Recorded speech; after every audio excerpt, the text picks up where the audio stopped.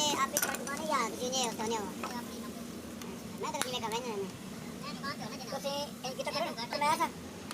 ਮੈਂ ਚੈੱਕ ਕਰ ਰਹਾ ਸੀ ਮੈਂ ਚੈੱਕ ਕਰ ਰਹਾ ਸੀ